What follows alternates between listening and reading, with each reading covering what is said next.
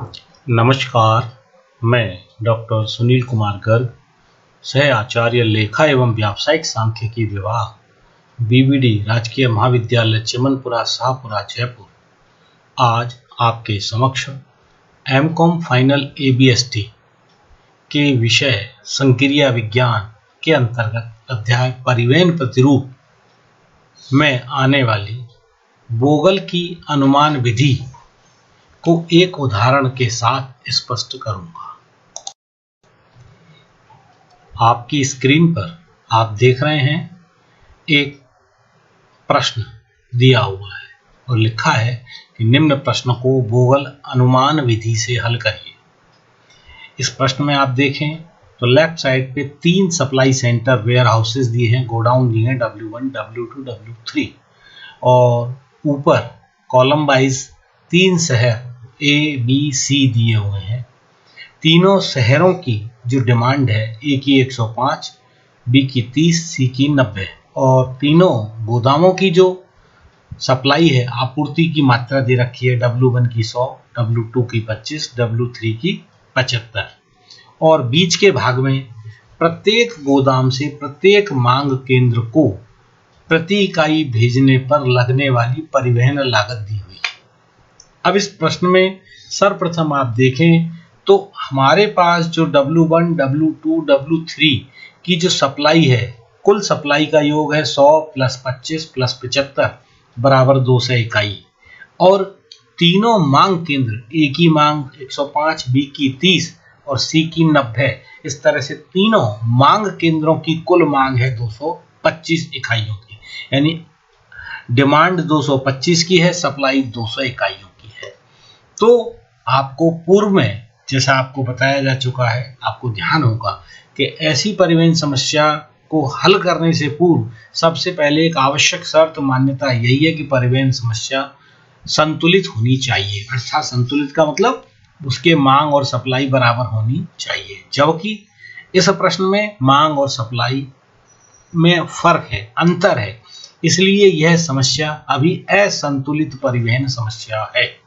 तो असंतुलित परिवहन समस्या को हल करने से पूर्व सर्वप्रथम हम इसमें या तो सप्लाई अगर ज़्यादा है तो डमी डिमांड सेंटर मानेंगे और यदि डिमांड ज़्यादा है और सप्लाई कम है तो फिर एक डमी सप्लाई सेंटर मान करके और उस डमी डिमांड या सप्लाई सेंटर की डिमांड या सप्लाई उतनी इकाई मानी जाएगी जो इसकी कुल वास्तविक मांग पूर्ति का अंतर है। तो यहाँ पर इसकी जो कुल डिमांड 225 है और कुल सप्लाई 200 यूनिट है, लिहाजा हम एक चौथा सप्लाई सेंटर डमी मानेंगे और जिसकी जो सप्लाई की मात्रा होगी वो 225 इकाइयों की हो, उसकी सप्लाई की मात्रा 25 इकाइयों की होगी, 225 - 200 बराबर 25 इकाइयों की। अब इसको आगे हम अगली स्लाइड में इसको सॉल्यूशन देखेंगे। जैसा कि अभी आपको बताया, 3 supply centre W1, W2, W3, एक उनके नीचे चौथी रो और बनी हुई है जिसके आगे लिखा हुआ है डमी, और इस डमी सप्लाई सेंटर जो है इसकी टोटल सप्लाई की मात्रा हमने वो डिफरेंस जो था 225 - 200 का 25 इकाई मान ली इसकी सप्लाई होगी। दूसरी बात, अब इस डमी सप्लाई सेंटर से प्रत्येक डिमांड सेंटर को प्रति इकाई भेजने की लागत क्या माने, तो इसको भी पूर्व में बताया था, फिर दोबारा आप याद रखेंगे। यह प्रति इकाई लागत डमी सेंटर की जो प्रति इकाई लागत है वह या तो अत्यधिक होगी या न्यूनतम जीरो, सामान्यतः इसको जीरो मान लेना चाहिए, न्यूनतम मान लेना चाहिए। तो हमने इसको तीनों की प्रति इकाई लागत 0 लिखा रखी है। बीच का जो सारणी का हिस्सा है उसके प्रत्येक सेल के राइट साइड कॉर्नर पर जो है वह प्रति यूनिट परिवहन लागत, प्रति इकाई परिवहन लागत दिखा रखी है। अब हम बात करते हैं इसके सॉल्यूशन की, इसको हल करने की। जैसा मैंने इसकी थ्योरी में आपको बताया था कि भाई बोगल अनुमान विधि जो है, बोगल अनुमान विधि परिवहन समस्याओं को हल करने की ज्यादा वैज्ञानिक विधि है। इसके प्रत्येक चरण में हम कॉलम अंतर व पंक्ति अंतर ज्ञात करेंगे। तो आप देखें इस मेन तालिका वन के दाईं ओर हमने 4 कॉलम अंतर के कॉलम बना रखे हैं और 4 चरण के नीचे ही आप देखें तो पंक्ति अंतर के 4 चरण हमने बना रखे हैं, 4 पंक्तियां बना रखी है पंक्ति अंतर के लिए। तो सर्वप्रथम हम इनके कॉलम अंतर के पहले कॉलम में और पंक्ति अंतर की पहली पंक्ति में कैसे फिगर आएंगी आप देखेंगे। तो पहले चरण में ये बताया कि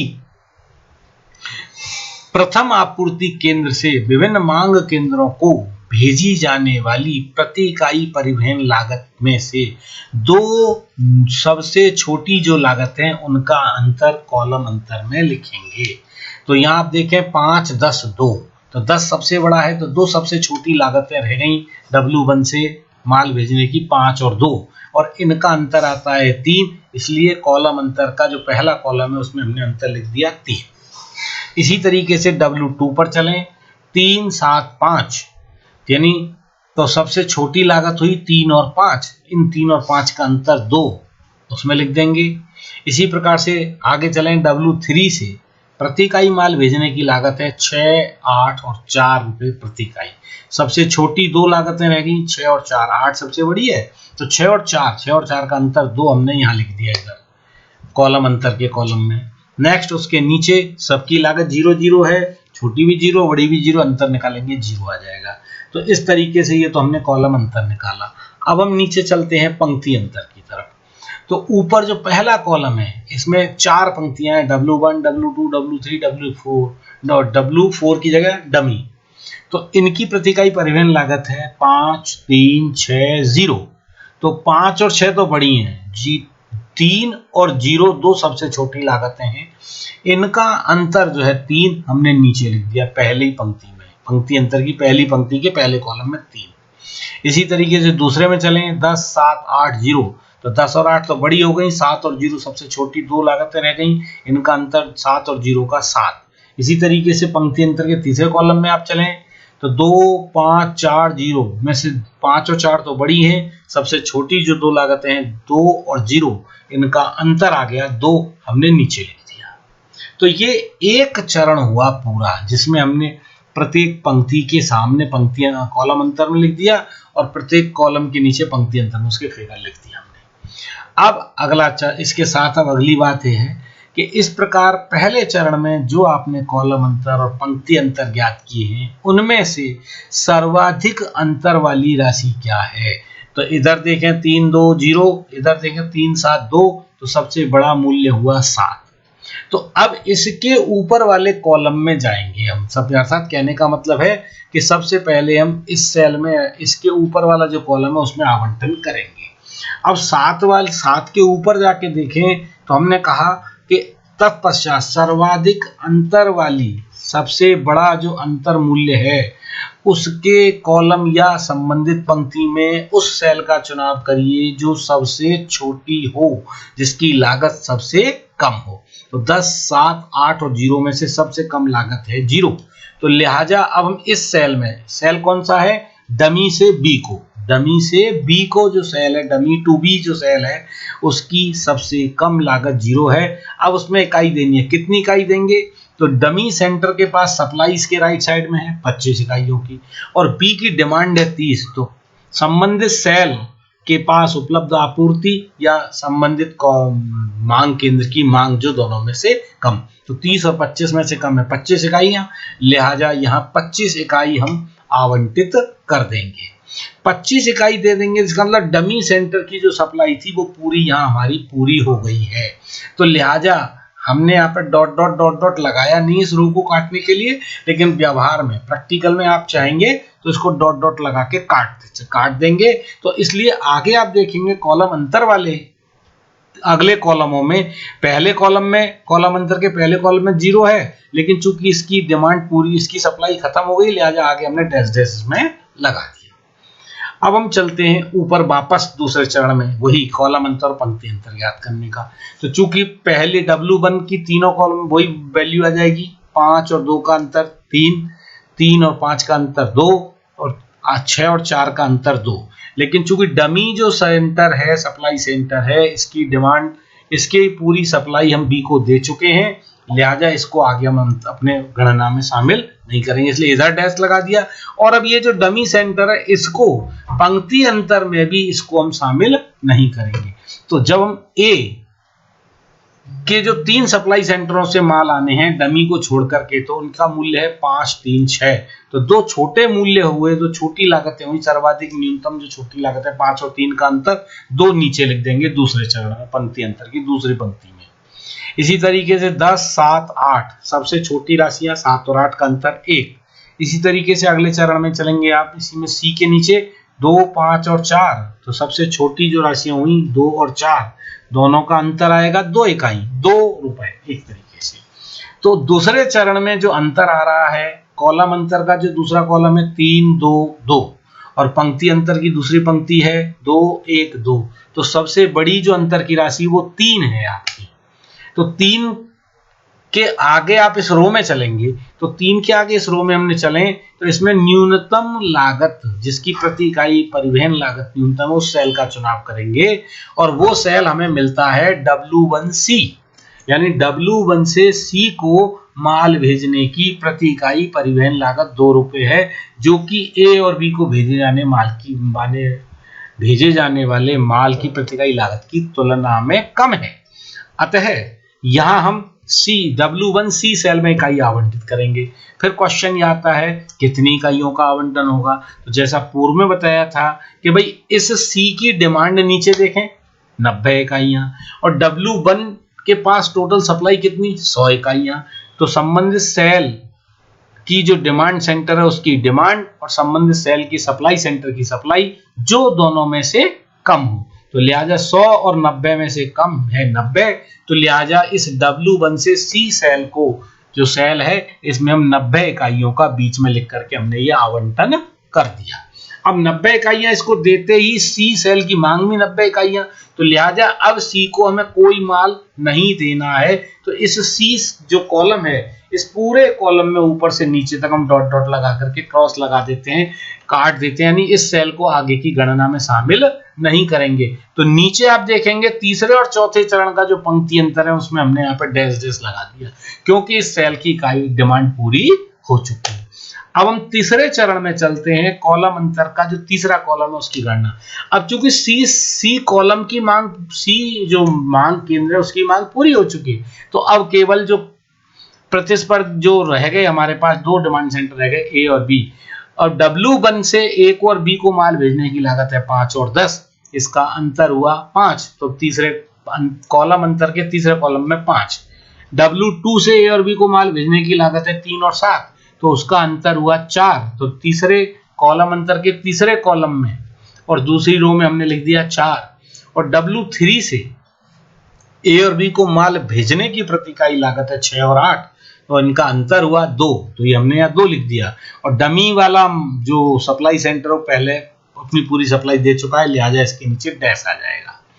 इसी तरीके से अब तीसरे चरण में हम नीचे चलेंगे, तो वही A को माल भेजने वाले 3 सेंटर W1, W2, W3, 5, 3, 6, तो 2 सबसे छोटी रहेगी, 5 और 3 का अंतर 2, 10, 7, 8, 10 को छोड़ दें, 7 और 8 का अंतर 1, और C की डिमांड पूरी हो चुकी है इसलिए डैश। तो अब जो तीसरा चरण है इसमें तीसरे कॉलम अंतर के तीसरे कॉलम में है 5, 4, 2 डैश, और पंक्ति अंतर की तीसरी पंक्ति में 2, 1 डैश, तो लिहाजा सबसे बड़ा अंतर मूल्य जो है वह है 5। 5 का मतलब W1 पंक्ति। तो कहने का मतलब ये बात को बताता है कि भाई अभी हमें W1 पंक्ति में इकाइयां आवंटित करनी है। तो W1 पंक्ति में पहले हमने इकाई आवंटित की थी, इससे पिछले चरण में C मांग केंद्र को 90 इकाई दे दी। तो W1 के पास टोटल सप्लाई जो है वह 100 इकाइयों की है, और 100 में से 90 इकाई जो है वह C केंद्र को W1 दे चुका पहले से। तो लिहाजा अब W1 के पास जो इकाइयों की मात्रा शेष बचती है वह 10 इकाइयों की रहती है। अब प्रश्न आता है कि ये 10 इकाइयां किसको देगी, तो फिर वही चरण है कि भाई उस रो में जो न्यूनतम, तो C को छोड़ दें तो A और B की जो प्रति इकाई लागत है, परिवहन लागत है, वो 5 और 10 है, तो लिहाजा 5 कम है 10 की तुलना में, लिहाजा वो 10 इकाई हम यहाँ पर W1 को अलॉट कर देंगे। और W1 को अलॉट करने के साथ W1 A सेल में अलॉट कर देंगे, और इस तरह से यहाँ अलॉट करने के साथ ही W1 जो हमारी आपूर्ति केंद्र है, इसकी टोटल जो सप्लाई है वह खत्म हो गई, लिहाजा जैसे डमी को काटा ऐसे ही W1 सेल को आगे हम डैश लगा देंगे। तो आप देखें 5 के आगे वहां डैश लगा दिया हमने। अब चौथे चरण पे चलते हैं। चौथे चरण में चलें तो C तो कट गया, A और B, W2 से A और B की जो प्रति इकाई लागत है, परिवहन लागत 3 और 7 का अंतर 4 आ गया। W3 से A और B को माल भेजने की प्रति इकाई परिवहन लागत का अंतर 6 और 8 का अंतर आएगा 2, और डमी कट चुका, पूरी सप्लाई हो चुकी, इसलिए डैश। चौथे चरण में पंक्ति अंतर की चौथी पंक्ति में आप देखें तो W1 खत्म हो गया, डमी खत्म हो गया, तो रह गए W2 और W3। तो A को W2 से और W3 से प्रति इकाई माल भेजने की लागत 3 और 6, इसका अंतर आएगा 3। ऐसे ही B को W2 और W3 से माल भेजने की लागत 7 और 8, अंतर आएगा 1। अब इस चौथे चरण में आप देखें तो कॉलम अंतर के जो अंतर के मूल्य हैं वो 4 और 2, पंक्ति अंतर में अंतर के मूल्य हैं 3 और 1, लिहाजा इन दोनों में सबसे बड़ा मूल्य है 4। तो 4 के आगे वाली रो में हम चलेंगे। W2 रो जो है वो है हमारी 4 के आगे वाली रो है, और W2 के पास टोटल सप्लाई 25 इकाइयों की है। W2 के आगे आप देखें उपलब्ध मात्रा वो 25 इकाइयों की है। अब प्रश्न आता है, C की मांग तो पहले पूरी हो चुकी, अब W2 इन 25 इकाइयों में से किसको देगा? तो जिसकी लागत कम होगी, तो A की लागत 3, B की लागत 7, लिहाजा W2 जो आपूर्ति केंद्र है वह अपनी 25 इकाइयों में से, या जो भी इकाइयां इसकी बनेंगी, वह 3 यानी A जो सेल है, W2 से A को जो माल भेजने वाला सेल है उसमें आवंटित करेगा। तो अब इसके पास उपलब्ध मात्रा तो है 25, लेकिन A की टोटल डिमांड नीचे आप देखेंगे तो A की टोटल डिमांड है 105। 105 में से इससे पिछले चरण में, तीसरे चरण में हम 10 इकाइयां तो A को W1 से दे चुके, तो एक तरीके से A की अभी डिमांड बचती है 95 यूनिट की। A की रिमेनिंग डिमांड इस स्टेज पर 95 यूनिट है, W2 की सप्लाई 25 यूनिट है, लिहाजा दोनों में से जो कम है 25 में से कम है 25 इकाइयां, लिहाजा ये 25 इकाइयां हम W2 से A सेल में लिख देंगे। अब 25 इकाइयों को लिखने के साथ ही W2 क्रॉस हो गया, W1 क्रॉस हो गया, डमी पहले क्रॉस हो गया, तो अब बचा W3 सेल। अब W3 सेल के पास सप्लाई कितनी है? 75, और A को 95 में से 10 पहले में मिल गई, W1 से मिल गई, 25 W2 से मिल गई, तो 35 मिल गई। तो A की अभी डिमांड कितनी बची? 70 इकाइयों की, तो लिहाजा W3 से A सेल में तो 70 इकाई लिख देंगे। और W3 के पास टोटल सप्लाई है 75 इकाइयों की, जिसमें से उसने 70 इकाइयां A को दे दी, तो अभी बचती कितनी है? 5 इकाइयां। तो W3 से B सेल को रिमेनिंग लास्ट में जो भी बचेगा, कोई भी कॉलम बचे या अंतर बचे, उसको डिफरेंस के साथ हम समायोजित कर देंगे। तो कहने का मतलब W3 के पास 75 में से 70 इकाइयां A को दे दी, तो 5 इकाइयां B को दे देंगे, और B को 25 इकाइयां डमी से मिल गई, तो 25 और 5 इस तरह से B की टोटल डिमांड पूरी हो गई 30 इकाइयों की। और इस तरीके से यह हमारा प्राथमिक संभाव्य हल आ गया है। अब यह हल अनुकूलतम हल है अथवा नहीं है, इसकी चर्चा अगले चरण में हम करेंगे। धन्यवाद।